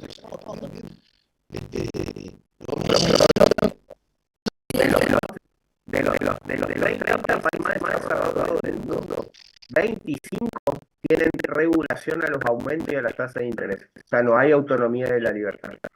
Sí, autonomía hay. No hay autonomía de la voluntad como acá, digamos. Está esa limitación. Bueno, está perfecto, sí, está bien. O sea, nosotros pasamos un extremo al otro. Sí, exactamente. Ese bueno, ese es el tema, exactamente. Y eso te genera más inseguridad jurídica. ¿Sí? Después también hay que ver, Marcos, si se respetan esas regulaciones. Hay que ir al hecho en concreto también, si no hay acuerdos en paralelo o por el costado. para poder acceder, ¿sí? Otra cosa, en esos países está en los que se denomina, digamos, también como Estado. Bueno, estamos entrando ya en una discusión filosófica que está bien, sí, hacia el mercado y a la construcción del mercado y sobre todo al cuidado del mercado. Pero vos en esos países encontrás inversiones inmobiliarias, ¿por qué? De esa magnitud. Yo me voy a Miami hace 10 años atrás y lo que creció en infraestructura inmobiliaria no tiene precedente. Es porque evidentemente el que invierte en un metro cuadrado de ladrillo gana plata. Acá en Argentina, toma el riesgo, Marco, de invertir a ver si en 10 años no decís, esta fue la peor inversión de mi vida, muchacho. Está todo Por muy eso le lindo. digo, Tengo el después, edificio, tengo todo, está macanudo, pero lo que perdí de ganar, maestro. La otra vez hablaba, y fíjense lo loco que es este país. Ustedes recordarán en época de pandemia, justamente el gobierno que estaba en turno para paliar, ¿sí?, los gastos excesivos que le llevó al Estado, ¿sí?, toda esa clausura, el parate de actividades, lógicamente eso repercutió en la recaudación de tributos de todos los meses porque la actividad económica se desmuchó. Hasta ahí estamos todo bien, ¿sí? Aprobó por ley un nuevo impuesto, que desde el punto de vista del discurso político lo denominó aporte solidario de las grandes fortunas. ¿Se acuerdan, no, chicos? Que encima desde el discurso político utilizaban ese nombre tan, llamémosle así, angelical, tipo de qué buen tipo que son, ¿me entiendes, no? Cuando de aporte solidario... que pagaban ellos como si fuera un gran Por eso, esfuerzo. déjame que... O sea, sí. Por eso, Marco, que de aporte solidario no tenía nada, porque si existe un impuesto hay una coacción atrás. Hay una coacción que proviene de una decisión unilateral, de un poder soberano, de un poder tributario, donde una persona, un sujeto, perdón, en este caso el Estado, decide a vos aumentarte tu presión fiscal. ¿Está? Entonces, de aporte solidario no hay nada. Hay una coacción. ¿Hasta ahí estamos? Bueno. ¿Qué ocurrió? Por supuesto que un montón de personas... y estableció un mínimo no imponible. En ese entonces, ese mínimo no imponible, para estar obligado al pago de ese nuevo tributo, era de 200 millones de pesos. No recuerdo hoy cuánto estaba el dólar en ese entonces, para poder hablar en valor dólar, digamos, del patrimonio, pero calculo yo que habrá sido un patrimonio de 1.500.000 o 2 millones de dólares, ¿sí? De promedio, ¿sí? Más o menos. Que vos dices, mirás y decís, che, 2 millones de dólares, bueno, che, sí, la verdad que podrían colaborar. Ahora, fíjense lo que pasó después. Primero, con un montón de personas, y se estableció una proporción, un porcentaje, ¿sí? Un porcentaje del valor patrimonial declarado que tenías, obligado a pagar. O sea, no me acuerdo hoy si era el 0,8, el 1% o el 1,5. No me acuerdo, pero era mucha plata, ¿sí? Y lo empezabas a pagar a partir de los 2 palos variables, ¿eh? Imagínense que hay gente que te declaraba mucho más plata. En fin, ¿a qué voy con esto? Muchos se retomaron. De hecho, hubo algunos casos famosos que se hicieron, no sé, me acuerdo hoy ya, Batistuta, Tevez, no me acuerdo quién otro más, Agüero creo que también había criticado, en fin, muchas personas, yo conozco, inclusive acá de Corrientes, un montón de empresarios que no pagaron, y se presentaron a la justicia. Cuando en un país normal, Marcos, la seguridad jurídica se cuida para justamente atraer o mantener las inversiones, bueno, Argentina se jactó por hacer todo lo contrario toda su vida. Desde el vamos no respetando los propios principios tributarios que hacen a la construcción de un Estado de Derecho y de seguridad jurídica al momento de que sus individuos que viven dentro de este contexto y este marco económico que es protegido por las normas creadas por el propio Estado, ¿sí?, a través de sus distintos poderes en una república, el poder legislativo, ¿sí?, ¿me siguen hasta ahí, chicos?, custodiada eso por el poder judicial y administrada por un poder ejecutivo, violaron todos los principios tributarios constitucionales de la República Argentina. En Argentina ya existe un impuesto al patrimonio que se llama bienes personales, que ya grava la tenencia de un patrimonio, que ya es considerado un tributo inconstitucional en base a nuestra Constitución. porque descapitaliza al patrimonio. Distinto es pagar más impuesto a la ganancia. Ahora, otra cosa es que yo te pida un porcentaje de tu patrimonio en concepto de un tributo todos los años. ¿Se entienden los chicos? ¿Por qué? Porque si yo no quiero laburar, ¿qué pasa, muchachos? Si yo no quiero que mi patrimonio produzca, ¿qué pasa? ¿Que tengo que vender un metro cuadrado de mi baldío para pagarte a vos Estado todos los años? Bueno, eso está mal, filosóficamente está mal porque atenta a la acumulación y a la producción de riqueza, que genera inversión y que genera trabajo. Partiendo de esa base, Argentina agregó un impuesto más al patrimonio que era el aporte solidario. ¿Para quién? Para un sector de la sociedad. O sea, incumpliendo los principios de igualdad ante la ley, ¿sí? Principalmente. O sea que incurría en un anatocismo, una doble imposición sobre un mismo hecho imponible. Tener un patrimonio. ¿Se entiende, chicos? O sea, te cobraba 2 veces un impuesto. Y si vos mirás la naturaleza patrimonial de los distintos sujetos, inclusive en Argentina, da el caso de que te cobran hasta 3 veces impuesto por el mismo bien. Por ejemplo, en la tenencia de la tierra, de un bien inmueble, de lo que sea. Pagás impuesto inmobiliario, pagás bienes personales por ese mismo terreno, y si superaba ese valor patrimonial, volvías a pagar el aporte solidario. 3 veces. ¿Quién va a tener declarado entonces así un bien, chicos? Si es totalmente atenta, ¿sí? Hasta se vuelve legítima defensa no declararlo, porque se vuelve insostenible en el tiempo. Ahora, ¿qué ocurrió? Muchos no pagaron. Bueno, ¿qué pasó? Se presentaron ante la justicia. En un país normal, un poder judicial independiente declara la inconstitucionalidad automática de ese tributo. ¿Por qué, chicos? Por el anatocismo que le expliqué anteriormente y porque es confiscatorio. ¿Qué pasó? Obviamente las intimaciones por parte del Estado para que vos pagues y evitar los embargos, cada persona tuvo que mover su abogado, pagar un abogado y presentarse ante los juzgados federales de toda la provincia de la República Argentina y tener que explicarle a un juez que no sabe un pedo, ¿sí? De tasa de interés de retorno, que no sabe un pedo de universalidad patrimonial, de conformación de patrimonio, que no sabe de contabilidad, en fin, tenía que explicarle a un tipo que no tiene idea de por qué era confiscatorio ese tributo y empezar a analizar cada universalidad patrimonial para cada caso en concreto. ¿Y qué se determinó, chicos? Después de un año y medio, empezaron a venir todos los fallos en contra del Estado.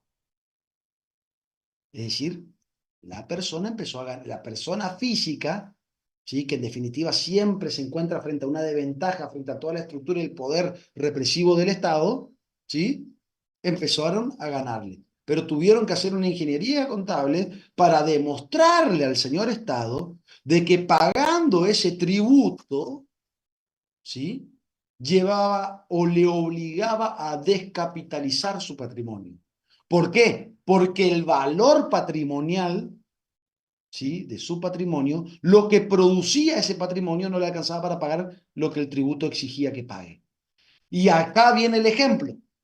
Si yo tengo un edificio, soy propietario de un edificio, o heredé un edificio, ¿sí? Con 40 departamentos adentro, ponele que tengo esa suerte de que tengo todos los departamentos alquilados, ¿sí? A, no sé, $200 de promedio el alquiler. 4 por 2, 8. ¿Cuántos son, chicos, por mes de ingreso? $80.000 por mes. A esos $80.000 le tenés que quitar básicamente los costos de manutención, porque vos nunca te desligás de algunas cuestiones que hacen al mantenimiento del mismo. Podés tener inclusive hasta 10 años, si no estoy equivocado, chicos, reclamos por falla en estructura, en fin, cuestiones que hacen a, además de pagar los impuestos por el simple hecho de tener ya ese patrimonio. ¿Sí? ¿Me siguen hasta ahí, chicos? Impuesto del valor patrimonial del mismo. Impuestos inmobiliarios y demás cuestiones, salvo que tenga un acuerdo con los inquilinos de que ellos hagan cargo del impuesto inmobiliario de la vivienda que están utilizando. Dicho esto, chicos, no todos los $80.000 te quedan a vos. Además usás para vivir una parte y para desarrollar, lógicamente, gustos personales o demás cuestiones. Ponele, te quede la mitad limpio de paja y trigo, como se dice. ¿Me siguen hasta ahí? Bueno, ¿cuánto vale el edificio? Con 40 unidades habitacionales. Aplicaba la proporción y decías, bueno, a ver, este sujeto, si tiene que pagar este tributo, tiene que entregar la renta obtenida de todo el año para hacer frente al pago del tributo. Por ende, este tributo es confiscatorio. ¿Por qué? Porque le está confiscando todo lo producido. ¿Se entiende, chicos? Pero se tuvo que llegar hasta eso. Ni hablar de un campo donde el margen de rentabilidad es mucho menor. Y el valor patrimonial del capital puesto en riesgo es mucho mayor. ¿Se entiende, no, chicos? Lo que les quiero decir.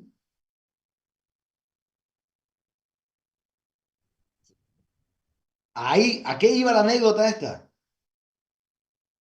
A que muchas veces, y sobre todo en los negocios inmobiliarios, las inversiones son grandes, chicos, para fijarla en hierro, en cemento y en ladrillo. Sí, otros te dirán, pero es segura. Sí, pero al ser segura, también los márgenes de rentabilidad son bajos. En base a justamente el valor, digamos, de tener algo de tanto valor ahí parado. Entonces, para que haya un incentivo de un desarrollo de mercado inmobiliario, los que construyen tienen que ganar plata. Los que invierten en construcción tienen que ganar plata, si no, no tiene sentido. Nadie va a construir. Y la población sigue aumentando y la demanda de vivienda va a seguir aumentando. Y si nadie construye vivienda, ¿quién lo va a construir? El Estado. Un Estado pobre, que ya no tiene a quién sacarle un dinero.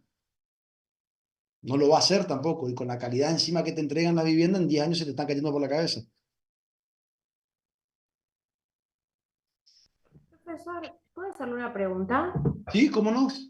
Profesor, yo en realidad había levantado la mano hace rato, pero usted volvió a este tema como del precio de los alquileres, en uno y en otro caso, en los distintos casos que estamos hablando.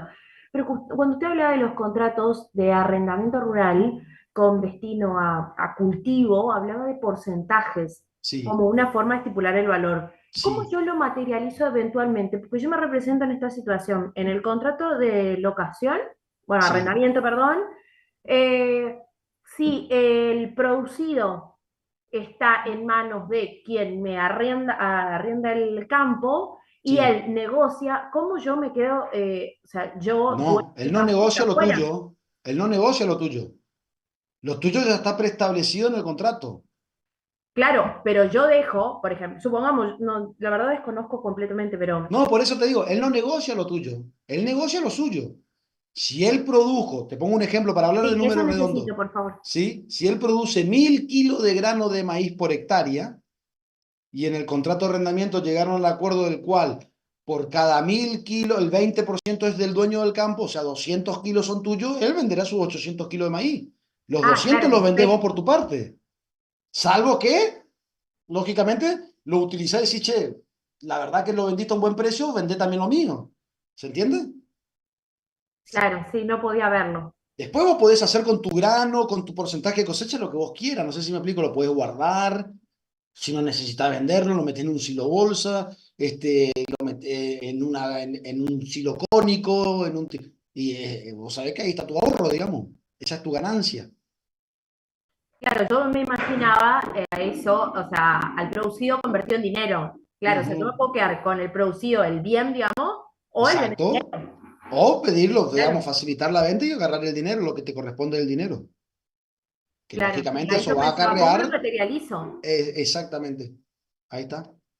Después ya viene todo lo que conlleva justamente la estructura, ¿sí?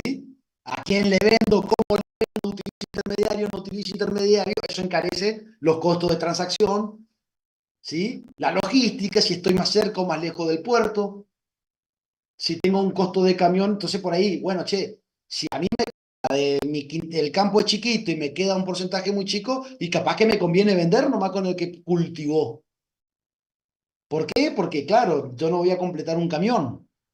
Y si no va el camión lleno, el flete me termina saliendo mucho más caro. Entonces, esas son decisiones coyunturales en base al contexto individual de cada uno. Otros, por ejemplo, ¿qué hacen? Lo transforman en kilo de carne. Yo me cobro con los quintales que corresponde, tengo animales, transformo ese grano en kilos de carne y gano más plata. ¿Por qué? Porque le doy un valor agregado a mi grano. Siempre y cuando la relación precio de. Si el grano está muy caro y la carne, el valor del kilo de carne está deprimido, lógicamente me conviene vender el grano. Vender el grano a un tercero. Ahora, si el valor del grano está quieto y el kilo de carne aumenta, me conviene transformar el kilo de grano en kilo de carne.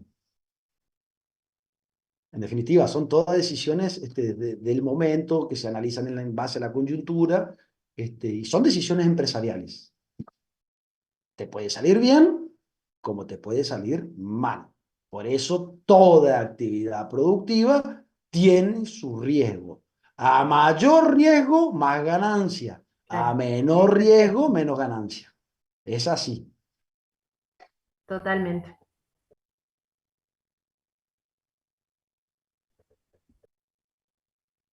¿Alguna otra preguntita, chicos? Creo que nos pasamos de rosca con la hora, ¿eh? ¿Otra vez? Sí. Estamos al límite.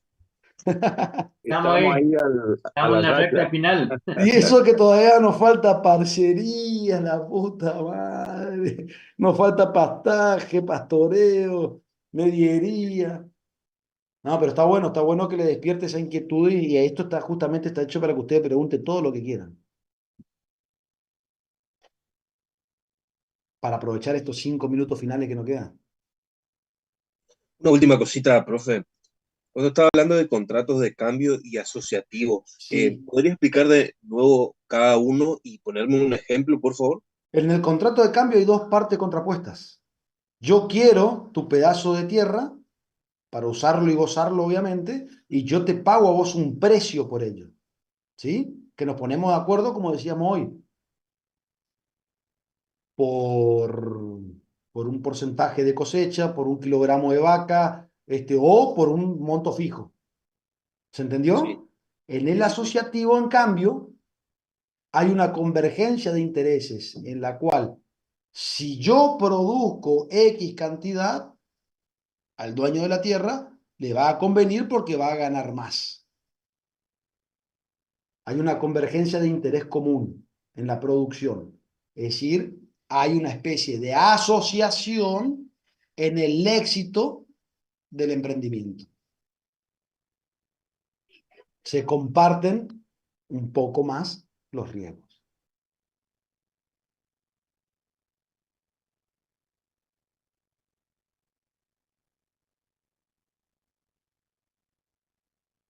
¿Se entendió, Ismael?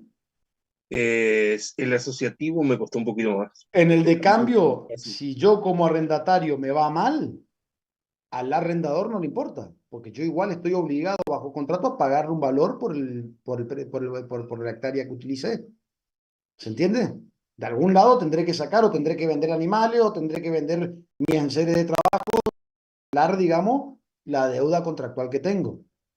En el asociativo no es tan así, hay más un comportamiento, un reparto del riesgo. ¿Sí? Ujú. Profesor, Sí, a mi papá le había pasado eso hace muchísimos años. Tenían un socio, mi papá tenía una consignataria y querían plantar arroz. Y tenía un socio y el socio le decía para que las semillas se las dé el molino le pedía un porcentaje de la cosecha y a sí, su vez arrendaban y el propietario iba en un costo fijo por hectárea. sí. Y él le decía que no, porque prefería plantar menos hectárea con la plata de ellos Claro, y quedarse con menos hectárea, pero con su riesgo y no exacto. sí o sí tener que salir a pagar. Y tuvieron una cosecha medio pelo mala, bancaron todo Y los le comió insumos todo y el eso, arroz, el dueño de la semilla, el molino, y se quedaron con repartiéndose un todo. medio grano para cada uno, o con todo. Sí, Sí, sí, no les quedó nada, se no les quedó fundieron. nada. De hecho, yo tengo un esquema. Hay un libro muy bueno, de un hacendado correntino. En realidad, el libro es de una escritora uruguaya que cuenta, digamos, la historia de un hacendado correntino. De apellido, un apellido conocido sobre todo, acá hay gente de Curuzú, Mercedes. Sí, profe, yo soy de Cruzú. de Kurzú, bueno, un libro que se llama Che Patrón, que cuenta, digamos, las aventuras y de un ganadero correntino que entre las anécdotas que contaba de amigos, él define al arroz, ¿sí? Por supuesto que esto también tiene que ver con las coyunturas, bueno, Argentina colabora para que eso también sea así, y sobre todo en cultivos que llevan mucha inversión, ¿sí? En infraestructura, como es el cultivo de arroz, inversión hidráulica, inversión en riego, movimiento de suelo, en maquinaria. Imagínense que si el piso está flojo, no es que vos con cualquier máquina entras a traccionar allí, las tolvas se hacen pelota, tenés un costo adicional de mantenimiento de hierros pesados, en fin, tiene muy diferente a hacer un maíz en un secano, digamos, ¿sí? En la pampa húmeda, como se suele decir, además de que los rendimientos, dependiendo de la zona, disminuyen. No es lo mismo cultivar arroz en Entre Ríos o en el sur de Corrientes que cultivar arroz en el norte de Corrientes. ¿Sí? En las zonas de Los Bañados, de Verón de Astrada, Itebaté, Itatí, Ituzaingó, en fin. ¿Por qué? Porque los suelos a su vez son menos productivos y requieren mayor costo de inversión en fertilizantes si vos querés elevar, ¿sí? Tu capacidad o tu eficiencia productiva por hectárea. Y decía de que no conocía, ¿sí? Elemento más carnicero que el propio arroz. ¿Por qué? Porque llevaba generalmente el arroz en el norte de Corrientes o culturalmente, digamos, el propietario, digamos, de predios rurales, de campos, en Corrientes asociaba en muchos casos la producción de arroz con la ganadería, ¿sí? El arroz conllevaba, lógicamente, una suma de un riesgo mayor, con una inversión mayor, y el negocio de la vaca era más chico, más seguro, o le daba para la caja diaria o mensual para cubrir, digamos, distintos gastos. Bueno, ¿qué pasó con la mayoría de los arroceros genuinos? No, llamémosle así, multinacionales que utilizan al cultivo de arroz como una actividad secundaria a su principal. No es lo mismo, no sé, una constructora como JCR que compre campo y se dedique a la ganadería y al cultivo de arroz que un ganadero genuino que vive de la actividad ganadera. ¿Se entiende la diferencia, chicos? Uno tiene un tubo de ingreso de plata de este tamaño por otra actividad mucho más rentable y el otro vive del día a día en eficiencia productiva. ¿Sí? Porque su capital o su único capital es ese. ¿Me siguen hasta ahí? Bueno, ¿qué pasó con la mayoría de los arroceros? El arroz se le comió toda la vaca y en algunos casos hasta inclusive los campos. ¿Sí? Porque para llevar adelante ello, el principal amigo que conseguían para tamañas inversiones eran los bancos. Y como bien contó el compañero Iñaki, que venía mal la cosecha, ¿sí? Se te demoraba la cosecha, porque al momento de cosechar te llovió más de lo previsto, no podía entrar con la maquinaria, el arroz se te pasaba, florecía, te caían los patos, los paquetes, el otro, la miércoles, en vez de producir 4.000, 4.500 esperado, produjiste 2.500. Bueno, con 2.000 pagué los costos de producción y con 500 tenía que ver si le podía devolver al banco. No, no me alcanzaba la plata para el banco y bueno, muchacho, el banco venía y te decía, dame lo que me corresponde. Así de simple. De allí la anécdota, chicos, que cuenta muy bien ese libro, eh, de llamarlo al arroz como la materia viva más carnicera que había conocido, porque le terminaba comiendo las vacas, le terminaba comiendo también los campos a los que llevaron. De hecho, todas las personas que yo conozco que de manera genuina llevaron adelante el arroz, en su momento la mayoría terminó fundida. Y hay apellidos conocidísimos, digamos, que le arrastró, digamos, la estructura empresarial, esa mala aventuranza en el cultivo de arroz. Con esto no estoy demonizando el arroz, ¿eh? Hoy la coyuntura es distinta, el arroz tiene demanda, se exporta gran parte, a su vez el mercado interno argentino no influye, porque se consume muy poco arroz en Argentina, creo que no rondamos, creo que no llegamos ni a los 4 kilos per cápita año, en el Brasil creo que se consume 15 o 20, de arroz por persona del mercado asiático, bueno, América Latina hoy demanda mucho arroz, cambiaron los números y también la tecnología. Hoy tenés maquinaria mucho más acorde, más eficiente para mover suelo, más rápida, que esa eficiencia y ese tiempo también se traslada a, lógicamente, mejores números. No es lo mismo en la rapidez con la que hoy vos movés 1 metro cúbico de suelo con lo que movías hace 20 años atrás. No es lo mismo hoy la ingeniería hidráulica que la que había hace 20 o 30 años atrás. Todo eso, lógicamente, no es lo mismo hoy con la estructura, la infraestructura eléctrica que hay, que te abarata muchísimo los costos, sobre todo de riego de los campos de arroz. Ante todo se hacía con bombas y motores de combustión, que no existían en Argentina. Esos motores los tenía que traer de Estados Unidos o de otros países. Motores B12 de X cantidad de caballada con una estructura fija y que te consumían cisterna de gasoil, camiones de diésel, ¿sí? Por semana, con todo el costo que significa. Hoy enganchaba una línea de 500 y emprendés las bombas eléctricas y inundás y abrís una barrera y sacás el agua, y vas con eso tomando mejores, achicando los riesgos y lógicamente achicando los costos de producción.